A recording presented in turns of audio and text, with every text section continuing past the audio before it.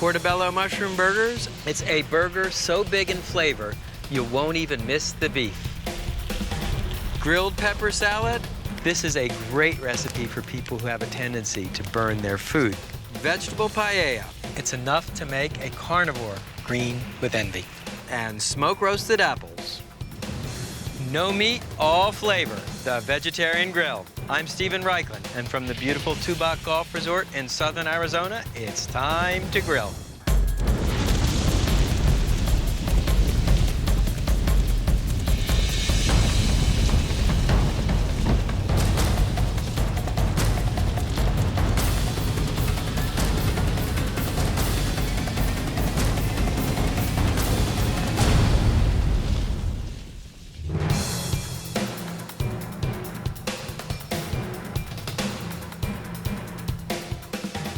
A vegetarian at a barbecue is like a thirsty man in the desert.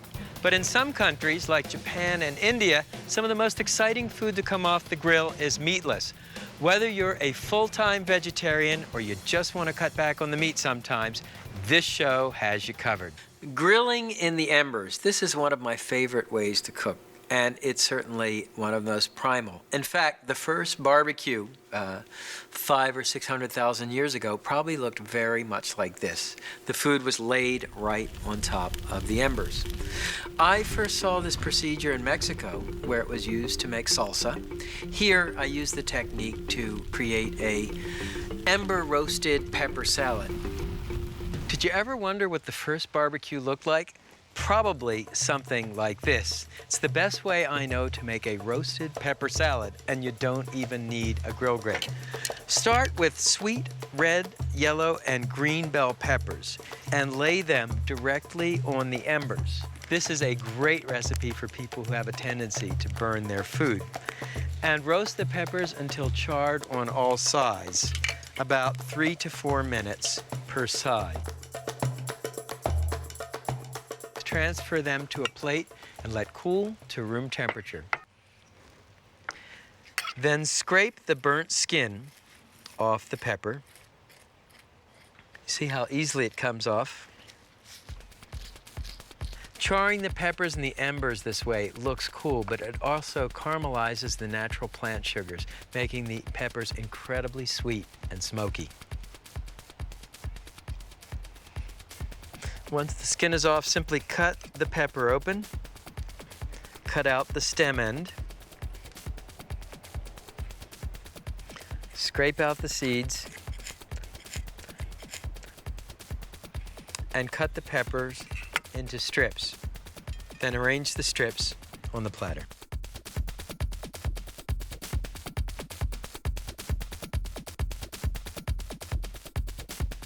It's as colorful as a Van Gogh.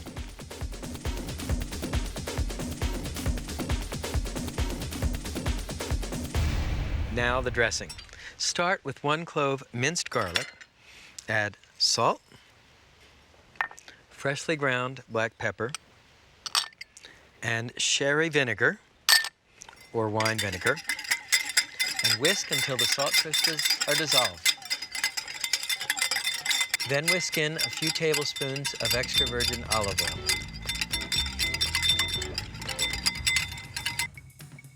Spoon the vinaigrette over the pepper salads.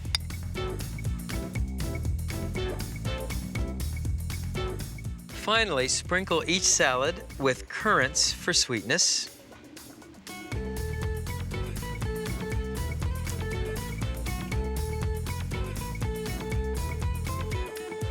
Capers for tanginess.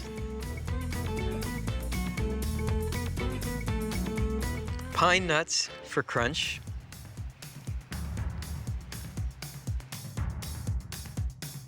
Feta cheese for a burst of saltiness.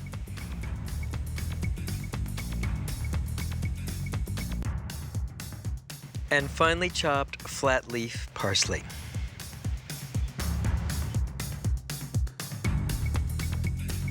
Never did burning your food look or taste so great. Let's see how we did.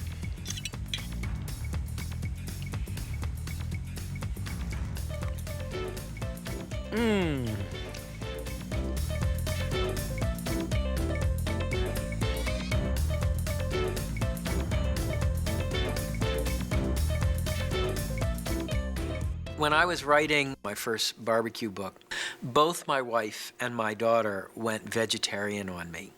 So you'll notice in all of my books I have a disproportionately large chapter on meatless grilled dishes. At the time, it was a matter of self-defense. But you know, it's a good thing because there are a lot of vegetarians and they deserve more than just hamburger buns and potato salad at a barbecue. The Portobello is one of the meatiest of all mushrooms, which makes it a perfect candidate for a meatless burger. The Portobello is a jumbo cousin of the button mushroom. Wipe it clean with a damp paper towel. You never want to soak porous mushrooms in water. Arrange the mushrooms in a baking dish. Next thing I want to show you is the onion. Cut crosswise into half-inch slices, and here's a cool technique. If you skewer the onion crosswise, it won't fall apart on the grill. You're probably familiar with these, but in case you're not, poblano chili, think of it as a turbocharged green bell pepper. Let me show you the marinade. It starts with chipotle chilies, which are smoked jalapeno peppers. Next, add garlic.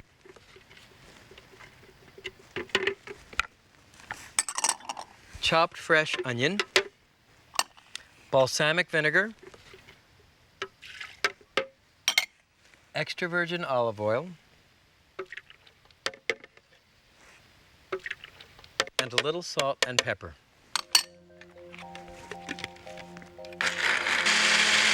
Puree the ingredients to a smooth paste.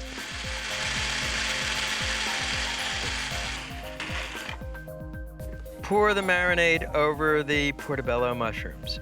You can see I have the mushrooms gill side up. That's the side that will absorb most of the flavor.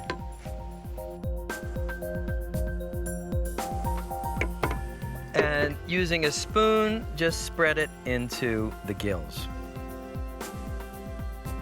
There is very little food or food culture left that is truly local. And one of those foods is barbecue. Barbecue is some of the last truly indigenous, truly local food there is. And it's been important for me to travel around the world documenting authentic barbecue in places as far-flung as Indonesia, as Mexico, as Argentina. And to teach Americans not only how to prepare them here, but to appreciate them. I've set up the grill for direct grilling, and I'm using a 3-zone fire. That means the first 3 burners are set on high for searing, 2 burners on medium for the more delicate foods like grilling the hamburger buns, and 1 zone completely off. That's my safety zones. And we'll continue by brushing the grill grate with a stiff wire brush and oiling the grate with either a cloth grill oiler or a folded paper towel, dipped in oil and drawn across the bars of the grate. Okay, we're ready to grill. So just before you start grilling, brush the onion slices with melted butter.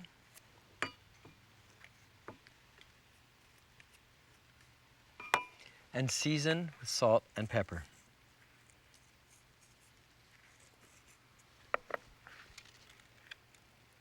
And while you're at it, brush the buns.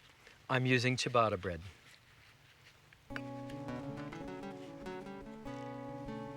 The poblano chilies take the longest to cook, so they go on first. You can also put on the onions. The buns go on at the last minute. Now put on the mushrooms. And I like to start grilling the mushrooms gill side down. You'll see why in a second.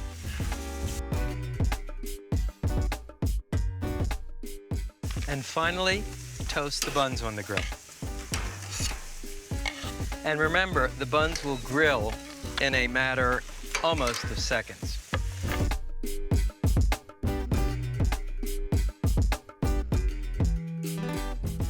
It's time to turn the onions.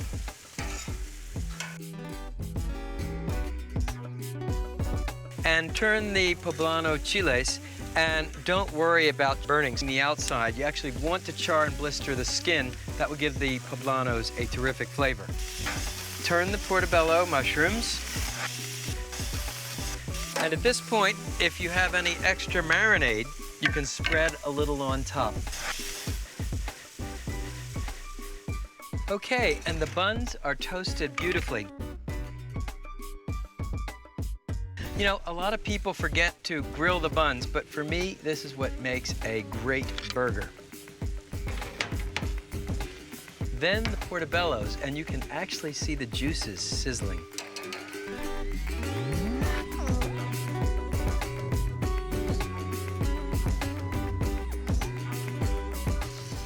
Then the poblano chilies.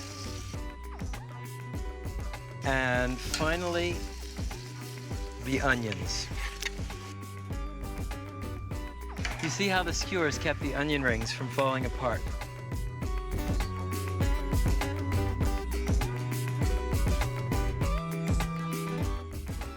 So here's how it goes together. Bun, chipotle marinated portobello, a slice of pepper jack cheese, then our fire roasted poblano chili, then a grilled onion, remember to pull out the skewer, then some sliced fresh avocado, and finally the top bun. It's a burger so big in flavor, you won't even miss the beef.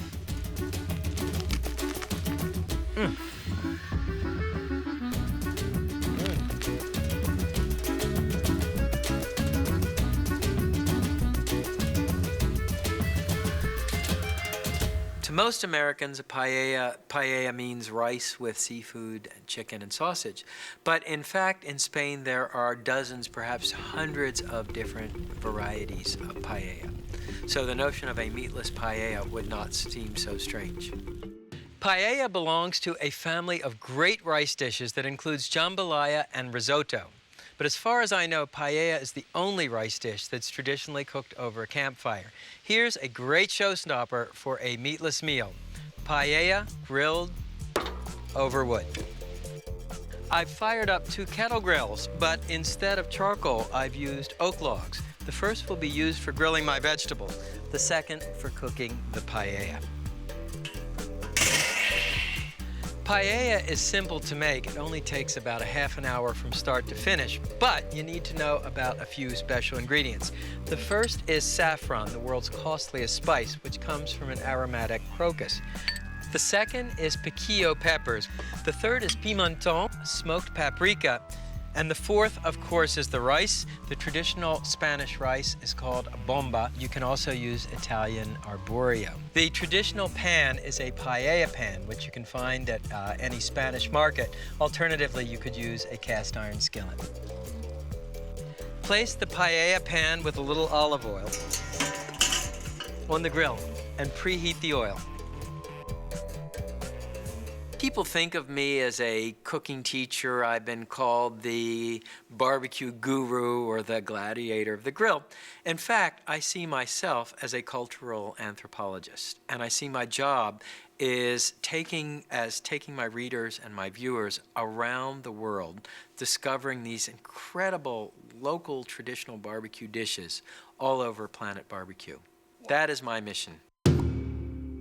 The next step is to make the sofrito, an aromatic mixture of onions, peppers, tomatoes, and garlic. So start by adding the onions, peppers,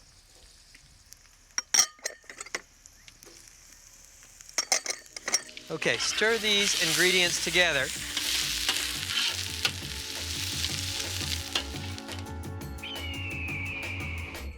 Next, add the garlic and tomatoes. You add the garlic after a few minutes because it burns more quickly than the onions and peppers. Once the garlic has lost its rawness, add the tomatoes, saffron, and you see I soak the saffron in water to release its flavor, and smoked paprika. You might ask, well, what's the purpose of cooking something in a pan over a wood fire? Well, in fact, you can see the smoke curling up right up over the edge of the paella pan. That's going to add plenty of flavor to the paella.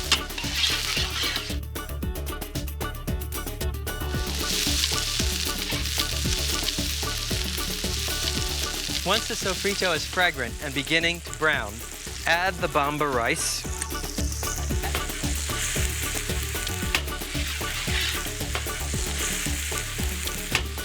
Cook the rice until the grains are shiny. Then add dry white wine and vegetable stock. Give the rice a stir and let it cook. Meanwhile, I'll show you how to grill the vegetables. The vegetables for the paella are limited only to your imagination. The short list might include zucchini, yellow squash, eggplant, onion, mini bell peppers, tomatoes, and garlic. Note for the onion slices, I've pinned them with toothpicks. That will keep them from falling apart on the grill. Note on the garlic, I have skewered the garlic cloves as well. That keeps the individual cloves from falling through the bars of the grate. I've set up the grill in a configuration called a 3-zone fire. A lot of wood on one side, that's my hot zone. A few embers in the middle, that's my medium zone, and a cool or safety zone where I can move the vegetables if they start to burn. So let's see, the onions take the longest. We'll put those on first. Followed by the squash, zucchini, eggplant, mini bell peppers, garlic cloves, baby tomatoes, and baby onions. The precise recipe is much less important than what looks good and fresh.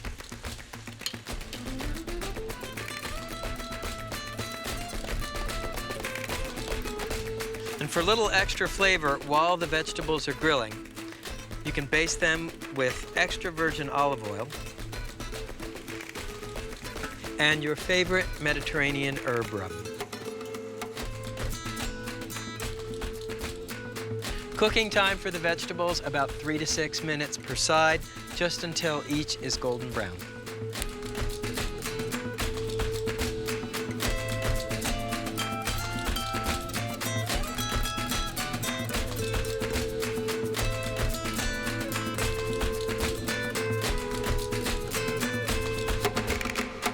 We live in this incredible melting pot culture, and we have a gift. We have a wonderful curiosity about the way people cook and eat in other countries, and we have this gift of bringing it and making it part of our own. So here are the grilled vegetables. Don't forget to remove all the skewers. You know, there is nothing like the high, dry heat of a grill to caramelize the plant sugars and bring out a vegetable's sweetness. Okay, let's finish the paella.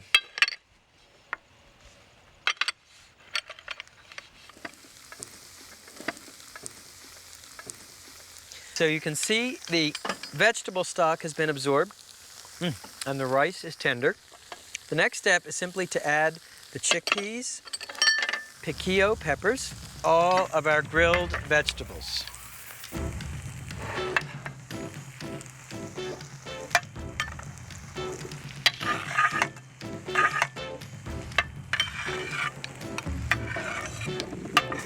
Stir in the vegetables. And don't forget the parsley.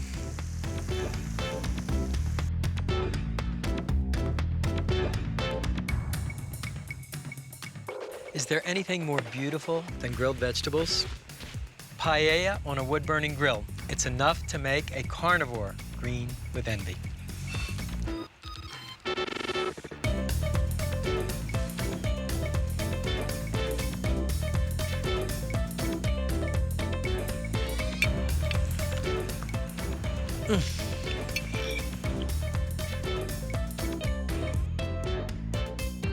Smoke-roasted, quote-unquote, baked apples may seem newfangled, but in fact, they're as old as New England itself. Back in colonial times, most homes did not have ovens, so the baking was done in what was called a Dutch oven, a large, heavy cast iron pot with a metal lid with a depression in the center. And the pot would be set on the embers in the fireplace, and additional coals or embers would be shoveled in top. That's really where the idea for this dish came. A baked apple may be delicious, but there's a way to make it better. You guessed it. Cook it in a smoker. The first step is to make a grilling ring. Take a piece of aluminum foil, crumple it into a sort of donut, or you can use a commercial grilling ring. Hollow out the apple using a melon bowler. You want to remove the seeds and core, but not cut through the bottom so the apple will hold the filling. Add a spoonful of apricot jam, then a spoonful of cream cheese,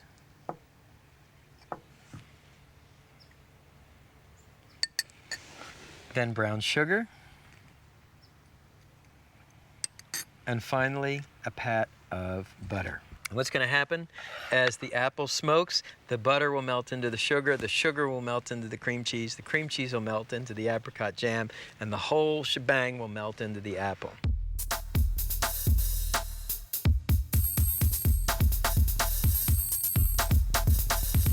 This is a water smoker. You can see I have a chimney's worth of lit charcoal in the bottom. Next, place the water pan in the center. And because I'm smoking apples today, instead of water, I'm going to place apple cider in the water pan. Next, you can put the lower rack over the water pan. And let's say if you were cooking 16 or 20 apples, you'd use both racks. And arrange the apples on the upper grate.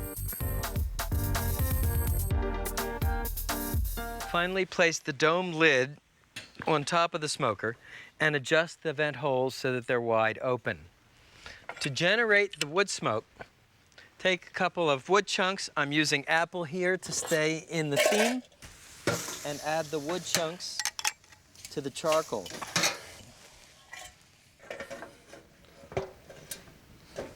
Cooking time is 1 to 1.5 hours.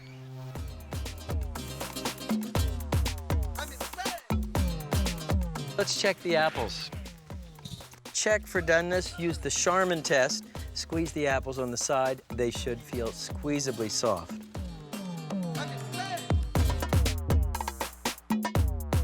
These look absolutely luscious.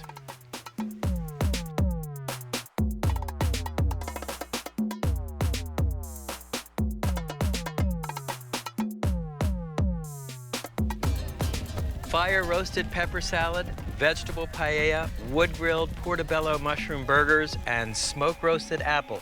It's a vegetarian barbecue even a die-hard carnivore will love.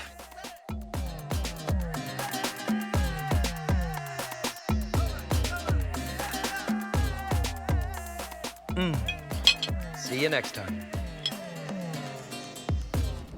Why has grilling become so popular? The tools have become much more sophisticated. Americans travel more than ever before, and we experience these incredible grilled dishes. We want to come home and prepare these dishes at home. People want to entertain at home, bring people to their backyards, and that's given rise to the outdoor kitchen, these amazing setups for grilling, certainly not like the grilling setup when I was growing up.